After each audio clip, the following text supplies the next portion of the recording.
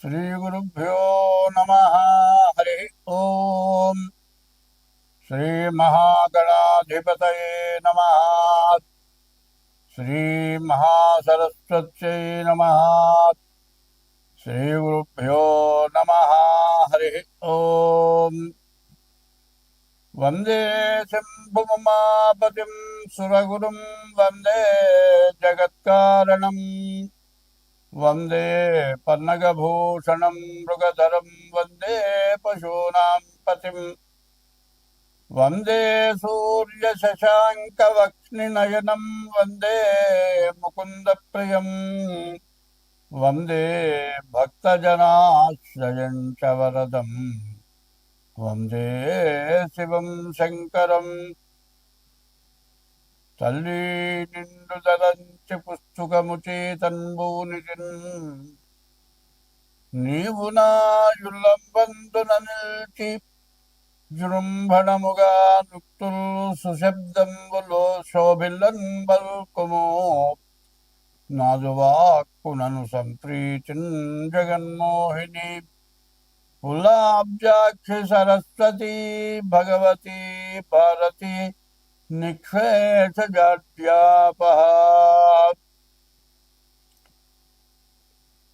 ఒక మంచి విషయం చెప్పుకుందాం. అధిక విద్యావంతులు అప్రయోజకులైనారు. ఎందుకు పనికిరాని వాళ్ళు బాగా గొప్పవాళ్ళైనారు. సత్యం పలికేటువంటి వాళ్ళ మాట ఎక్కడ పనికి రావట్లేదు. వదరు బూతులు తిట్టేవాళ్ళు, దుర్మార్గులు, తగాదాలు పెట్టుకునేవాళ్ళు, కొట్టేవాళ్ళు, మరి అందరినీ బెదిరించి ఆస్తులు లాక్కుండేవాళ్ళు, ప్రతి ఆస్తులు కబ్జాలు చేసేవాళ్ళు, మరి చాలా గొప్పవాళ్ళుగా పూజింపబడుతున్నారు. మరి సత్యవంతులు పనికి రాకుండా అయినారు. వదరు బూతులు దేశాన్ని పాలిస్తున్నారు. స్వార్థపరులు అంటారు వీళ్ళు. ఈ స్వార్థపరులకు ఎట్లా ఉంటుందంటే, వాళ్ళ కొన్ని వందల కోట్లు, వేల కోట్లు సంపాదించారు. ఈ వందల కోట్లు, వేల కోట్లు ఏం చేయాలి? ఈ వందల కోట్లలో, వేల కోట్లలో ఆలోచిస్తే ఒక్క షర్ట్ ఉందండి, తొడుకుడు చొక్కా, అది ₹1,00,000 చొక్కాట, 5 లక్షల రూపాయల ప్యాంటు, పెట్టుకునే వాచ్ వచ్చేప్పుడు ₹1,00,00,000. అసలు ఇది ఏమిటి? దేనికి ఎందుకు ఖర్చు పెడుతున్నాం? అదే సవ్యంగా సంపాదించిన డబ్బులైతే ఇట్లా పెట్టుకుంటాం. వాచ్ అని ఇప్పుడు గడియారం ఉందండి, మరి 200-300 పెడితే కరెక్ట్ అయిన వాచ్ వస్తుంది. అదైనా టైం చూపించేది, ఇదైనా టైం చూపించేది. మరి గొప్పగా ఉండటం కోసమని ఇట్లాంటివి చేయటం ఎక్కువ అవుతుంది. మరి ఇట్లాంటి వాటి వల్ల వచ్చే ప్రయోజనం ఏమిటి? ఒకళ్ళకంటే ఒకళ్ళు ఎక్కువ చేయాలి. ఒకప్పుడు మరి జయలలిత కొడుకు పెళ్ళికి బంగారపు శుభలేఖ అందరికీ పంచింది. బంగారపు శుభలేఖ, ఒక శుభలేఖ కొన్ని లక్షలు అయిందిట. మరి ఇది ఎందుకు చేస్తున్నారు అనేది ఆలోచన కావాలి. కొంతమంది ఉన్నారు తిరుపతిలో ఏం చెబుతున్నారు, హుండీలో డబ్బులు వేయద్దయ్యా అని చెబుతున్నారు. ఎందుకంటే హుండీలో డబ్బులు వేయద్దంటే, దేవుడికి ఏమన్నా ఉపయోగపడుతుందంటే ఏమి ఉపయోగపడాలి దేవుడికి? మరి లడ్డుకు కూడా కొంతమంది దాతలు ఉన్నారు, అన్నదానానికి దాతలు ఉన్నారు, పూలకి దాతలు ఉన్నారు, అన్నిటికీ దాతలు ఉన్నారు. ఇవి వచ్చే డబ్బులు ఏమైపోతున్నాయి? మరి అటువంటి దానికి కొన్ని కోట్లు ఇస్తున్నారు. ఒక్కొక్కళ్ళు 5 కోట్లు ఇస్తున్నారు. పేరు చెప్పొద్దు అంటున్నారు. ఇవి ఎందుకు ఇస్తున్నారు? వాళ్ళకి ఆలోచన లేదు. పుణ్యం వచ్చేవి కొన్ని ఉన్నాయి, పాపం వచ్చేవి కొన్ని ఉన్నాయి. దానాలు ఒకడు రోడ్డు మీద నిల్చుంటాడయా, నా దగ్గర 90 రూపాయలు ఉన్నాయండి, ఒక్క 10 రూపాయలు ఇవ్వండి, నేను హోటల్లో భోంచేస్తానంటాడు. ప్రతివాడిని అది అడుగుతాడు. కానీ నిజంగా పాపం 10 రూపాయలు తక్కువ ఎన్నోనో మనం ఇస్తాం.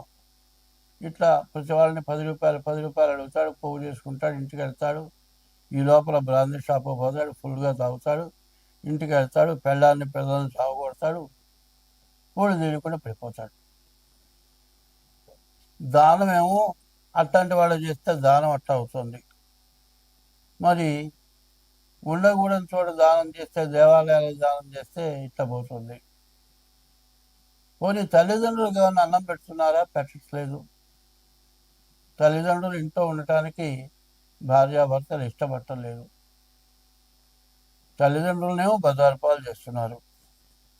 కొంతమంది ఏం చేస్తున్నారు, పెళ్లి చేసుకున్న తర్వాత భార్యతో పాటు కొన్నాళ్ళు కలిసి ఉన్న తర్వాత 2-3 పిల్లలు పుట్టిన తర్వాత ఆమె శక్తి ఉడిగిపోతుంది. ఎందుకంటే ఒక సంతానం కలిగేటప్పటికే మరి వయసులో ఉన్నటువంటి శక్తి తగ్గిపోతుంది.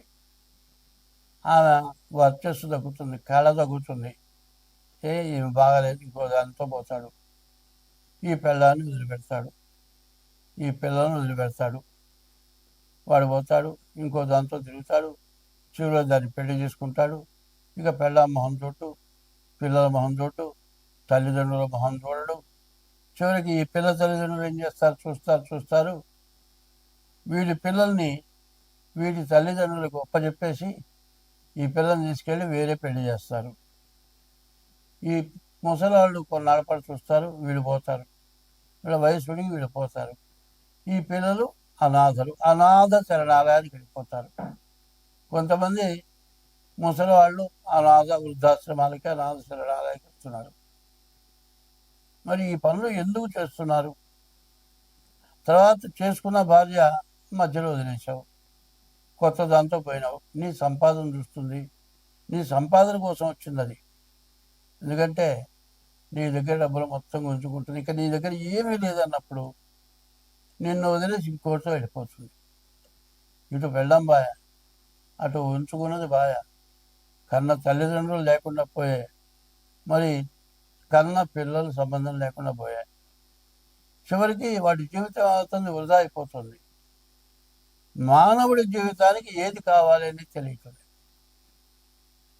మరి ఇదంతా కూడా యవ్వనం చాలా తక్కువ. 100 సంవత్సరాలు మనిషి ఆయుష్లో సరిగ్గా బాగా ఆరోగ్యంగా ఉండే యవ్వనం 10 ఏళ్ళు 15 ఏళ్ళు. ఈ 15 ఏళ్ళ లోపల చేయరాని పనులన్నీ చేసి జీవితాలు నాశనం చేసుకొని వాళ్ళు బజార్న పడి అందరినీ బజార్న పెట్టి ఇవాళ మన వివాహ వ్యవస్థ ఇక వద్దు, నాకు పెళ్ళి వద్దు అనేటువంటి ఆడపిల్లలు, నాకు పెళ్ళి వద్దు అనేటువంటి మగపిల్లలు తయారైపోయినారు. దీనివల్ల మన భారతదేశం పూర్తిగా పాడైపోయే పరిస్థితి వచ్చింది. దీనివల్ల విపరీతమైన పాపం వచ్చింది. తల్లిదండ్రుల్ని కానీ భార్యని హింసిస్తే ఆ పాపం దేశానికి కొడుతుంది. కాబట్టి దీనివల్ల అందరం నష్టపడుతున్నాం. దీన్ని జాగ్రత్త పడాల్సిన అవసరం చాలా ఉంది.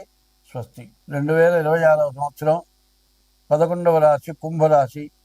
ఈ కుంభరాశికి శని మీనానికి వచ్చాడు. ఇంకా సంవత్సరంన్నర చాలా జాగ్రత్తగా ఉండాలి. ఈ సంవత్సరంన్నర అప్పులు తెచ్చుకోగలుగుతారు, బాగా కష్టపడతారు. 24 గంటలు కూడా తినడానికి కుదరదు. తినటం దగ్గరికి వచ్చేప్పటికి చాలా ఇబ్బంది అయిపోతుంది. తిండి మానుకొని పనిచేస్తారు. ఇదివరకు ఆస్తులు పోయే అప్పులు ఉన్నాయి, ఆ ఆస్తులు నిలబడతాయి, బాకీలు తీరుతాయి. ఈ సంవత్సరం కష్టపడ్డారంటే మీకు ఎదురంటూ లేదు, చాలా బాగుంటుంది.